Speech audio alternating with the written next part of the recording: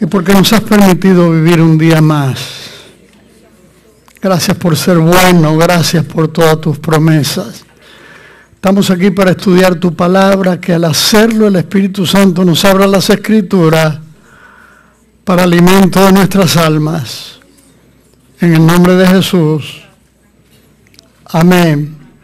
Aproveche y salude al que está cerca de usted. Dígale: oh Dios te bendiga.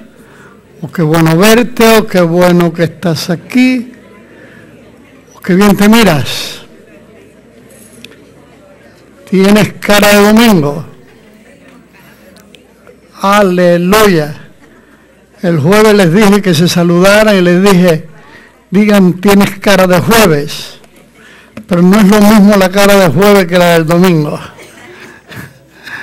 Gloria a Dios. Vamos a retomar el estudio de Segunda de Reyes, ministerio de Eliseo. Nos quedamos el domingo pasado en el versículo 14 del capítulo 3. Segunda de Reyes, capítulo 3, versículo 14. Y Eliseo dijo: vive Jehová de los ejércitos, en cuya presencia estoy, que si no tuviese respeto al rostro de Josafat, rey de Judá, no te mirara a ti, ni te viera. Continuamos. No nos vamos a detener mucho tiempo aquí. Vamos a pasar después al capítulo 4, donde está la multiplicación del aceite. Pero siempre hay enseñanza aquí que podemos sacar para nuestro vivir diario como creyente. Mas ahora traedme un tañedor. Que Eliseo actuó siempre distinto a Elías. Es muy importante, hermano, cada ministerio según como Dios lo dirige a uno. Todos no podemos hacer las cosas de la misma manera.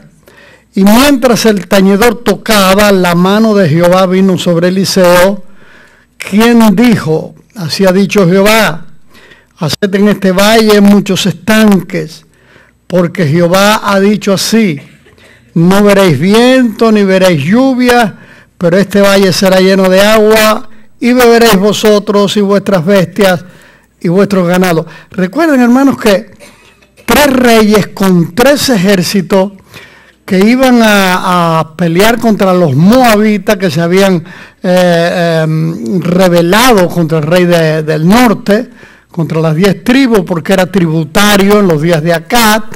Cuando Acab murió, dejó de pagar tributo.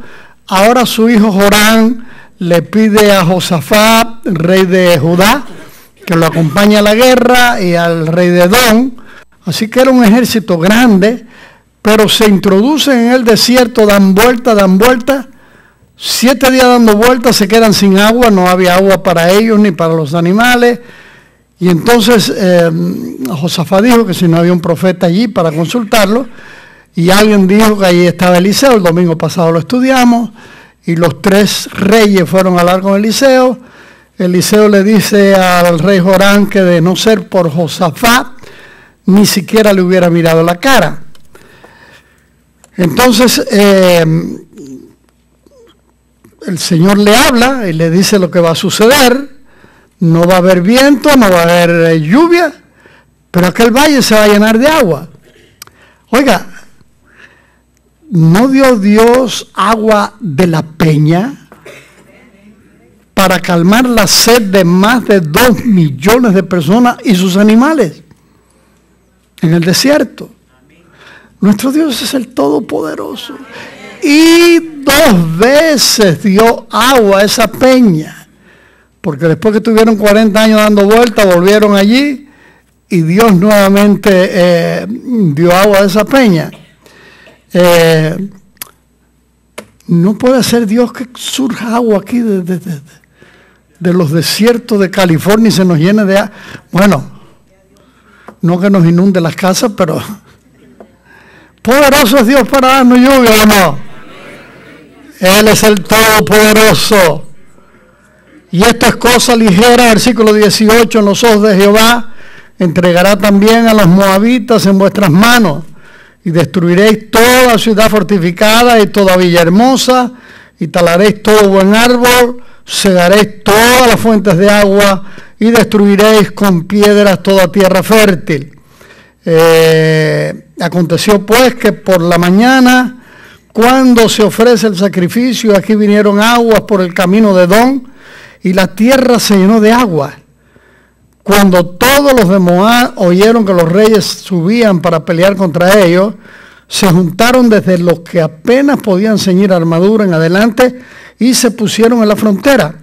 Cuando se levantaron por la mañana y brilló el sol sobre las aguas, vieron los de Moab desde lejos las aguas rojas como sangre y dijeron: esto es sangre de espada. Los reyes se han vuelto unos contra otros y cada uno ha dado muerte a su compañero.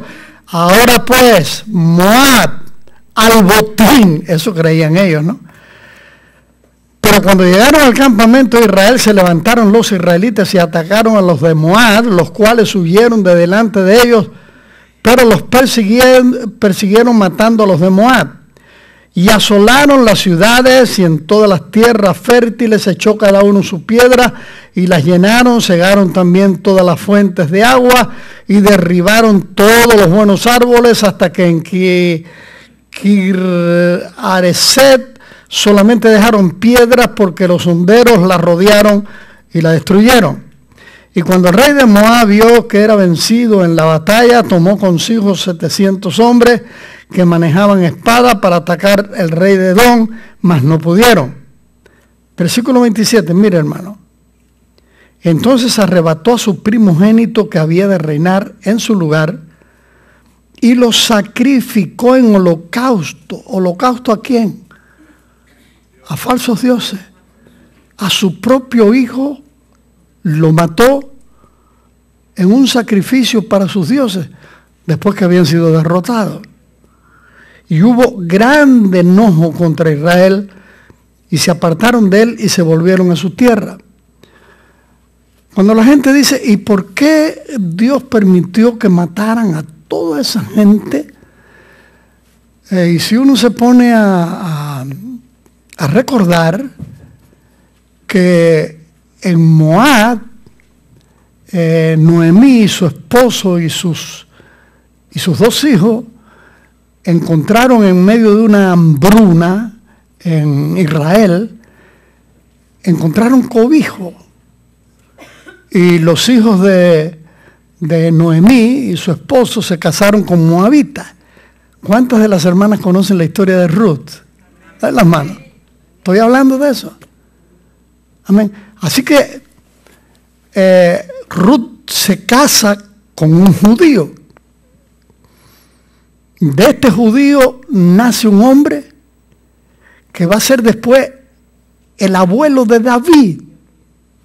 Quiere decir que David tenía sangre moabita. ¿Y por qué Dios permitió esto entonces? Inclusive cuando Saúl perseguía a David, David llevó a sus padres a Moab para que los cuidaran allí y preservarles la vida hasta que él triunfó y fue rey. Pues recordemos que cuando Israel iba para entrar a la tierra prometida, uno de los pueblos que no les permitió el paso fue Moab.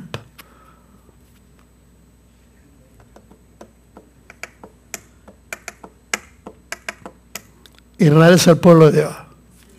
¿Tiene defectos? Sí. Pero no nos podemos poner contra el pueblo de Dios. ¿Se acuerdan ustedes cuando este de Venezuela, Hugo Chávez, Israel, te maldigo? ¿Dónde está Hugo Chávez? En el infierno. Porque Dios le dijo a Abraham, bendeciré al que te bendiga y maldeciré al que te maldiga. Israel es asunto de Dios. Tiene defectos, pero es problema de ellos con Dios. Pero nuestra responsabilidad como cristianos es decir, Señor, bendice a Israel. Y orar por la paz de Israel y la paz de Jerusalén. Así que, ¿por qué Dios permitió eso? Bueno, una de las razones puede haber sido por el hecho de que se opusieron a la entrada a que Israel pasara por su territorio cuando iba para la tierra prometida. Una de las razones, de todas formas, seguía siendo un pueblo pagano, y una prueba es que el rey mata a su propio hijo sobre el muro de la ciudad como holocausto a falsos dioses. Algo terrible. Vamos a pasar entonces al capítulo 4 de Segunda de Reyes. Pues queremos sacar enseñanza para nuestra vida. Una mujer, de las mujeres de los hijos de los profetas, ya les he explicado, no se sabe exactamente quiénes eran los hijos de los profetas, quién lo fundó. Algunos dicen que Eliseo, pero ya existían los hijos de los profetas antes de que él comenzara a ejercer su ministerio profético, porque él era un criado de Elías. Sí aprendemos a través de este estudio que los hijos de los profetas vivían en una gran pobreza. Cuando Eliseo llegó y no tenían comida, y hubo una multiplicación de panes. Otra vez uno de los hijos de los profetas encontró unas calabazas y las llevó y las cocinaron, resulta que eran venenosas. Y Eliseo echó allí una harina y en el nombre de Jehová esto está sano, y pudieron comerlo y ya no pasó nada. Quiere decir que sí, eran muy pobres. Eran muy pobres. Una mujer de las mujeres de los hijos de los profetas clamó a Eliseo diciendo: tu siervo, mi marido, ha muerto, y tú sabes que tu siervo era temeroso de Jehová. Y ha venido el acreedor a tomarse 2 hijos míos por siervo. Quiere decir que el esposo de esta mujer había dejado una deuda grande con alguien que le había prestado dinero. Como él murió, aquella persona que le había prestado dinero va a cobrarse. Como ella quedó en una gran pobreza, él le dijo: pues dame 2 de tus hijos y me los llevo por siervo. En otras palabras, se los llevaba como esclavos para cobrarse la deuda. Imagínese usted la angustia de una madre que le quieren llevar 2 hijos como esclavos. Fue una prueba muy grande para ella. Así que ella va a Eliseo pidiendo ayuda. Y Eliseo le dijo, versículo 2, ¿qué te haré yo? Declárame qué tienes en casa. ¿Qué te haré yo? ¿Qué tú quieres? ¿Dinero? Yo estoy tan pobre como tú. Porque estos profetas, ninguno era rico. Los verdaderos profetas siempre fueron pobres. Los de ahora tienen feria, pero aquellos no. ¿Qué te haré yo? Y a la vez le hace una pregunta. A la vez le pregunta, declárame qué tienes en casa. En otras palabras, ¿qué tienes de valor en casa? Y ella dijo, tu sierva ninguna cosa tiene en casa, sino una vasija de aceite. ¿De qué tamaño sería la vasija? 1 litro, 2 litros, 1 galón, quién sabe, pero no era mucho. Era todo lo que tenía y naturalmente era para preparar la comida diaria, la necesidad de tener aceite. Versículo 3, y él le dijo, ve y pide para ti vasijas prestadas de todos tus vecinos, vasijas vacías, no pocas. ¿Qué tenía que ver eso? Le pregunta qué tienes en casa, una vasija con aceite, todo lo que tengo. Pues vete y pide vasijas de todos tus vecinos, vasijas vacías, no pocas, todas las más que puedas. Y ella obedece y sale con sus hijos a pedir prestado vasijas. Esto es un paso de fe, hermano. Porque ella podía haberle dicho, oye, ¿y qué tiene que? ¿Y para qué las quiero? Me parece tonto, ¿no? Además voy a pasar la pena de ir a los vecinos a pedir vasijas prestadas. Pero ella no preguntó nada, ella obedeció. La fe verdadera siempre obedece, porque es una prueba de que le hemos creído a Dios. ¿Lo entendió? Amén. Vete, pide vasijas de tus vecinos, vasijas vacías, no pocas. Ahora, quiero detenerme un momentito aquí, porque estamos estudiando y tratando de sacar provecho para nosotros, para nuestra vida. Esta mujer tenía muchos vecinos. Qué maravilloso es tener vecinos que sean buenos vecinos. Posiblemente usted tiene vecinos y no ha apreciado lo que es tener vecinos. Porque en nuestros países, regularmente, en las ciudades que no son grandes y en los pueblos, todo el mundo se conoce. Es una de las razones por qué cuando algún residente en este país trae a familiares de allá, emigrados, que ya son personas viejas, esas personas no se adaptan aquí. Porque dicen, no, yo estoy metido en la casa y salgo y no conozco a nadie, porque allá todo el mundo se conoce. ¿Cierto o no? Pero es importantísimo, hermanos, conocer los vecinos y llevarse bien con los vecinos. Porque no todos los vecinos son buenos vecinos. Hay vecinos malos.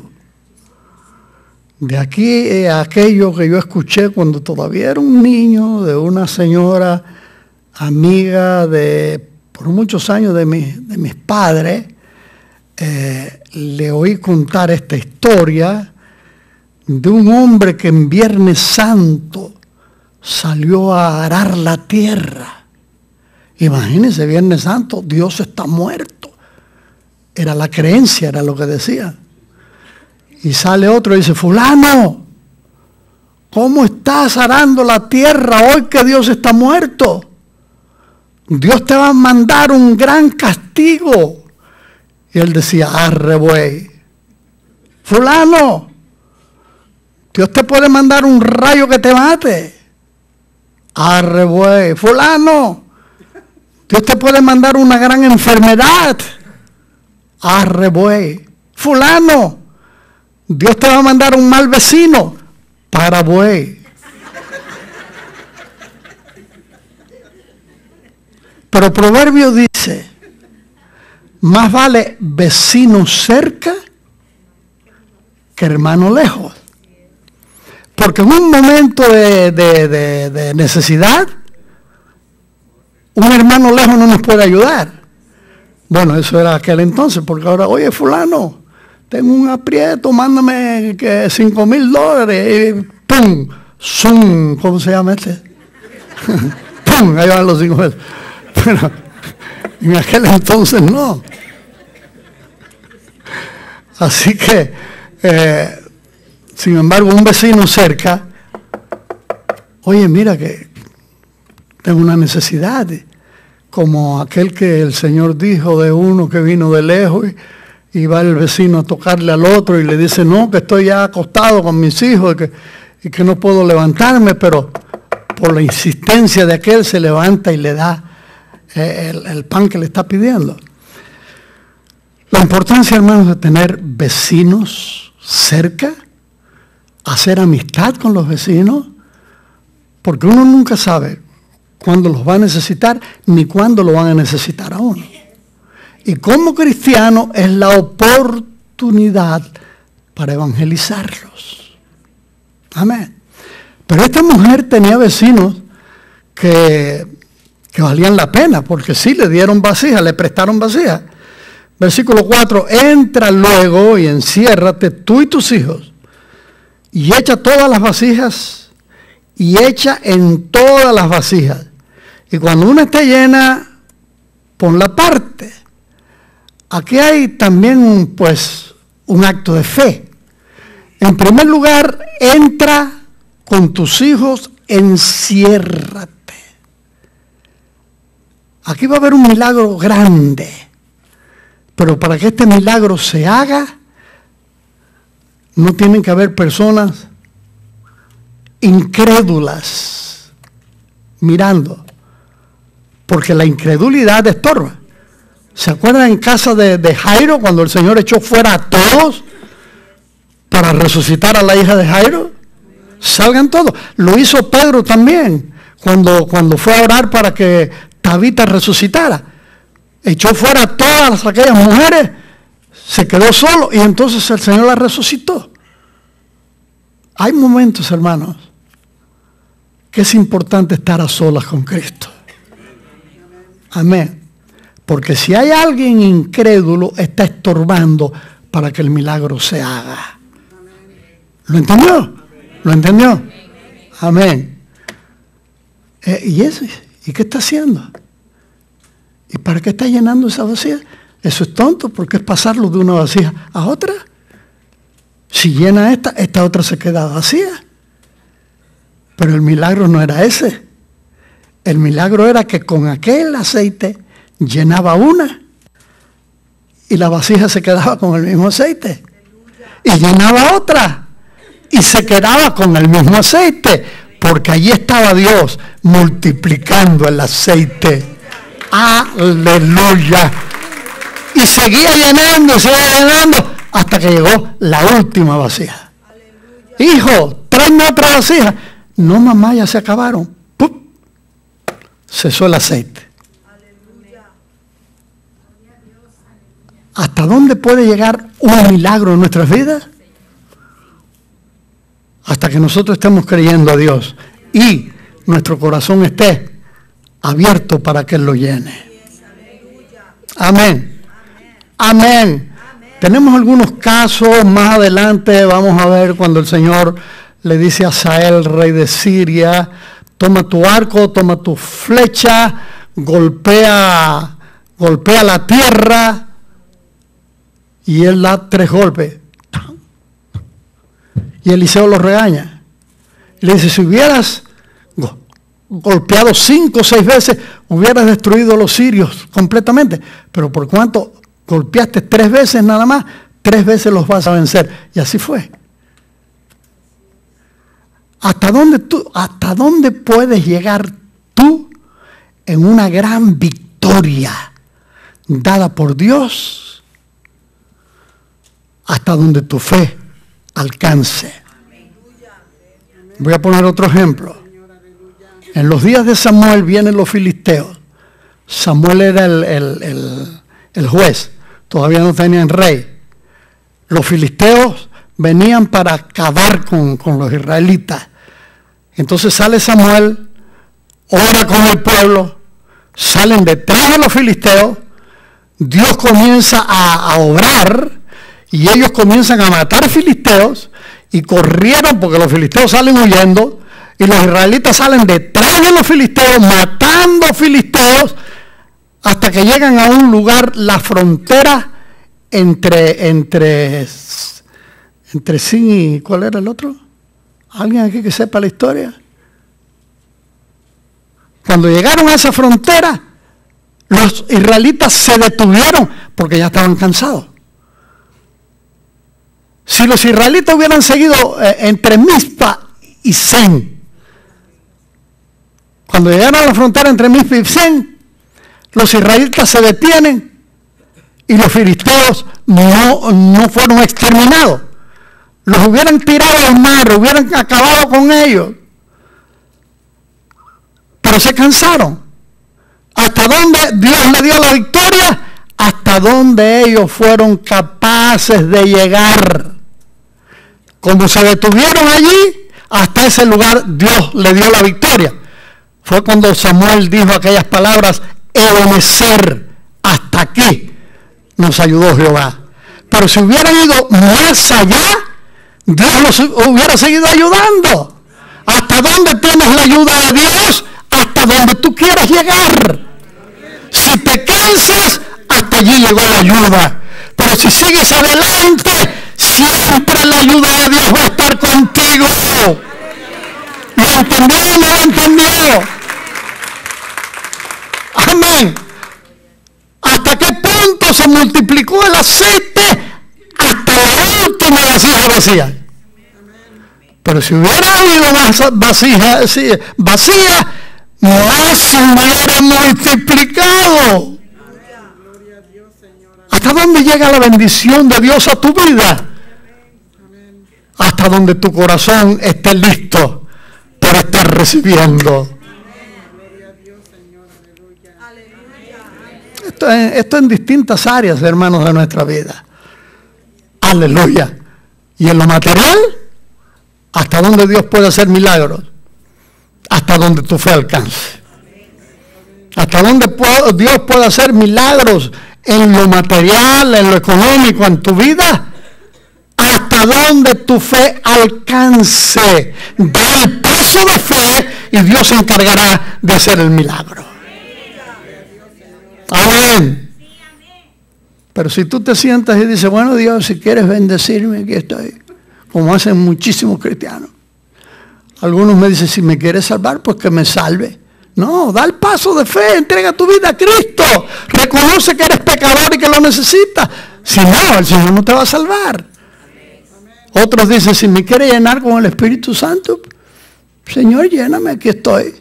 No, da el paso de fe. Hazle saber al Señor que tú quieres que Él te llene con el Espíritu Santo. Hasta que tú no convences a Dios que de verdad tú quieres la llenura, o que quieres la salvación, o que quieres ese trabajo, o que quieres esa bendición, Dios no te lo va a dar. Tienes que creerlo y tienes que actuar. Aleluya. ¿Se convencieron? Tienen cara. Y se fue la mujer y cerró la puerta, versículo 5, y encerrándose ella y sus hijos, y ellos le traían las vasijas y ella echaba del aceite. Oiga, toda la familia trabajando, por la bendición. Cuando las vasijas estuvieron llenas, dijo a un hijo suyo, tráeme aún otras vasijas, no una más, sino otras vasijas. Y él dijo, no hay más vasijas. Entonces cesó el aceite. Ese no hay más vasijas fue suficiente para que se cerrara la llave. Piensa un poquito, hermano. Una palabra así puede cerrar la bendición de Dios. Aquí fue, no hay más vasijas. Si de pronto usted se pone pesimista, no creo que Dios me va a ayudar. Al cabo, ¿quién soy yo para que me ayude? Yo le he pedido muchas veces, sin embargo, fulanito, como Dios lo bendice, ¿qué tiene sus privilegiados? Tú estás cerrando la llave. No dejes que el pesimismo se apodere de ti, eso es del diablo. Tienes que creer a Dios. Aleluya. Tienes que creer a Dios y confesar. Confesar de que Dios quiere ayudarte. No porque eres bueno, porque eres buena, porque Él es bueno y por eso quiere ayudarte. Versículo 7. Vino ella luego y lo contó al varón de Dios, el cual dijo, ve, vende el aceite, paga a tus acreedores, y tú y tus hijos vivid de lo que quede. Oiga, fue un dineral lo que Dios le dio de una sola vasija. Les dio un dineral que al vender el aceite pagaron a los acreedores, y todavía Eliseo le dice, vive tú y tus hijos. ¡Wow! Esa es la bendición de Dios, hermano. Dios no da poquito, da en abundancia. Amén. Cuando pides la bendición de Dios, ¿qué es lo que estás pidiendo? Señor, estoy apagadito, avívame. Y de pronto, pero cuando sales de la iglesia, tienes que conservar eso. Eso tiene que permanecer. Porque si Dios te da su bendición, es para que dure y no se te evapore. Aleluya. Amén. Busca la bendición de Dios. Cántenlo.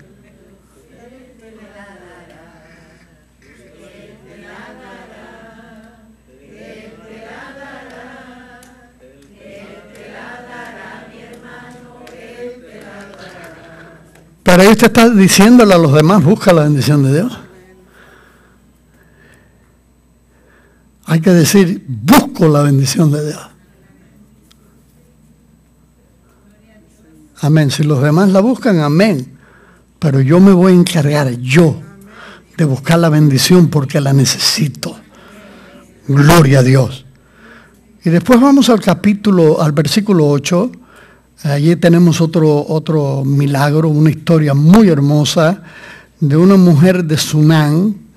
Y se le llama, en la Biblia se le llama la Sunamita.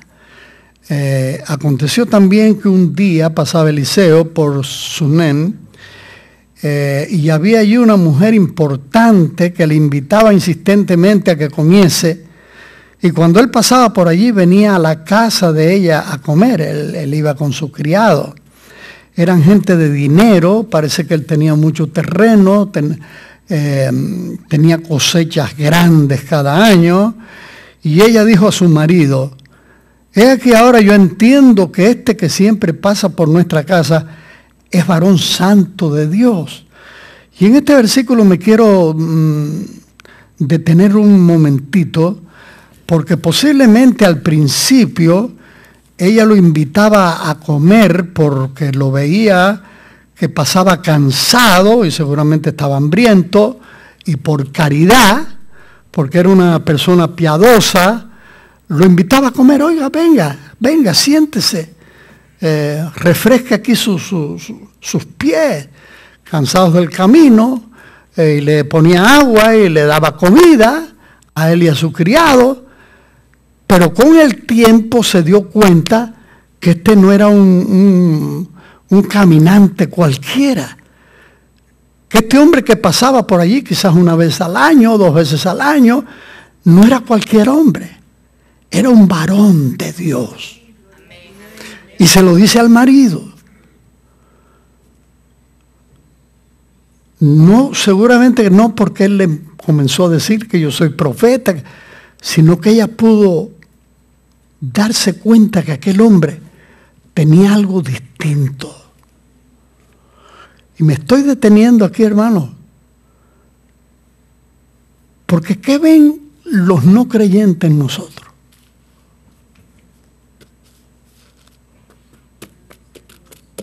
Hice una pregunta. ¿Qué ven los no creyentes en tu vida? ¿Qué ven tus familiares en tu vida? Porque hay muchos cristianos que se esfuerzan por decir: yo soy cristiano y soy aleluya y no me avergüenzo. Y yo voy a la iglesia y yo tengo cargo en la iglesia, pero tiene que estar diciéndolo para que le crean. Pero el asunto no es decir para que le crean, sino actuar para que le crean.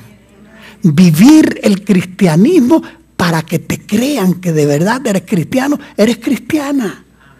Y no te des golpe de pecho.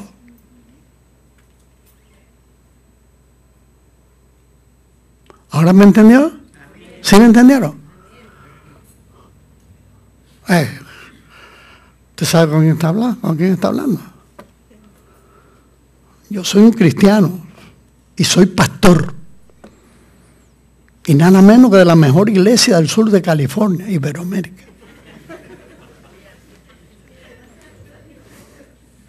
¿De qué me vale eso, hermano? O saque mi credencial de las asambleas de Dios. Mire. Soy un ministro ordenado de las asambleas de Dios. Ese no es el asunto. El asunto es que mi manera de actuar, de hablar, de portarme, la gente diga, no sé, pero tiene algo.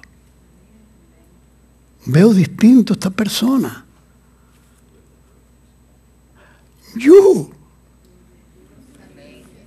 ¿Lo entendió? Y ella dijo a su marido, aquí ahora yo entiendo que este que siempre pasa por nuestra casa es varón de Dios, varón santo de Dios. Así que lo que ella vio en Eliseo, yo te ruego que hagamos un pequeño aposento de paredes y pongamos allí cama, mesa, silla y candelero, para que cuando él viniere a nosotros se quede en él. Y aconteció que un día vino él por allí y se quedó en aquel aposento y allí durmió. Entonces dijo a Giezi era su criado, llama a esta sunamita. Y cuando la llamó, vino ella delante de él. Y dijo él entonces a Giezi, dile, he aquí tú has estado solícita por nosotros con todo este esmero. ¿Qué quieres que haga por ti? ¿Necesitas que hable por ti al rey o al general del ejército? Y ella respondió, yo habito en medio de mi pueblo. Ahora, note la diferencia entre Elías y Eliseo. Elías era un hombre ermitaño, solitario, vivía en las cuevas. Eliseo era uno, sí, habitó en el Monte Carmelo, pero se metió en la ciudad de Samaria y llegó a ser amigo del rey y de los príncipes y del general del ejército, y lo tenían como alguien importante, muy distinto. ¿Quieres que hable por ti al rey? Ella le dice, no. ¿Al general del ejército? No. En otras palabras, soy una mujer sencilla que habito en medio de mi pueblo. No necesito eso. El hombre tenía vara alta, tenía influencia. Hay muchos ministros hoy en día que se codean con el alcalde, con los concejales, andan en reuniones donde los invitan. Inclusive se aconseja que se haga eso, porque cuando uno tiene un evento de la iglesia puede conseguir permisos con más facilidad, etcétera, etcétera. Yo jamás me he envuelto con ninguna de esa gente. Si me quieren dar permiso, bien, pero... Porque uno puede, sin darse cuenta, irse deslizando. Y ya al estar metido con ese tipo de personas, uno... Y como siervos de Dios, tenemos que permanecer humildes. ¿Lo entendió? Es lo que yo pienso. ¿Dónde me quedé? Pues no me estaban atendiendo. Versículo 14, y él dijo, ¿qué pues haremos por ella? Él le pregunta a su criado Giezi. Y Giezi respondió, he aquí que ella no tiene hijo y su marido es viejo. Quiere decir, ya no va a tener hijos. Dijo entonces, llámala. Y él la llamó y ella se paró a la puerta. Y él le dijo, el año que viene, por este tiempo, abrazarás a un hijo. Y ella dijo, no, Señor mío, varón de Dios, no hagas burla de tu sierva. Quiere decir que ella había perdido la esperanza de tener hijos porque ella todavía podía embarazarse, pero su marido ya no la podía embarazar. Así que pensó que Eliseo se estaba burlando de ella. Versículo 17, más la mujer concibió y dio a luz un hijo el año siguiente, en el tiempo que Eliseo le había dicho. Quiere decir que fue palabra de Dios. Amén. No fue una profecía de esa que tiró ahí a ver si se da o no se da. Y el niño creció, pero aconteció un día que vino su padre que estaba con los segadores y dijo a su padre: ¡ay, mi cabeza, mi cabeza! Y el padre dijo a un criado: llévalo a tu madre. Y habiéndole él tomado y traído a su madre, estuvo sentado en su rodilla hasta el mediodía y murió. Vamos a quedarnos aquí. Oiga, vamos rápido en el mes de abril, ¿eh? Ya es 19. ¿Lo ha pensado? Y así como se van rápido los días, nos estamos yendo nosotros también. Aleluya. Mira, hermano, aquí hay una enseñanza grande. Vamos a continuarlo, Dios mediante, el domingo que viene. Una enseñanza grande. Yo quisiera recalcar un poquito. En primer lugar, el niño crece, está en la era con el papá está con los segadores. Cuando le dice a su papá: mi cabeza, el papá lo que hace es que llama a un criado y le dice: llévaselo a su mamá. Ya, se desentendió. Y yo me pregunto, ¿qué clase de padre es capaz de enviar a un hijo que se da cuenta que lo que tiene no puede ser peligroso, ¿no? Algo grave, y en vez de ir con él, encargarse de ir con él, de averiguar qué es lo que le pasa, lo mandan a un criado, sencillamente porque está cuidando sus intereses económicos. ¿Está entendiendo o no? ¿Está entendiendo? No se va con el hijo, lo manda con un criado y no averigua después qué le pasó a mi hijo. Ya estará bien, se le habrá quitado el dolor de cabeza, le habrán dado Tylenol o ibuprofeno.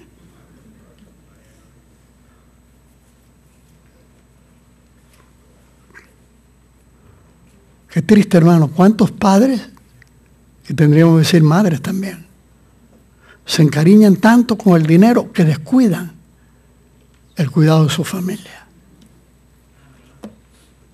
Bueno, ¿y usted qué me dice? A mis hijos no les falta de nada. Yo les doy todo. Mi mujer no le falta nada, yo les doy todo. Sí, pero no le das tu presencia. No le demuestras tu amor, no le dices te quiero. Ni le preguntas, ¿te duele algo? ¿Estás bien? ¿Te va bien en la escuela?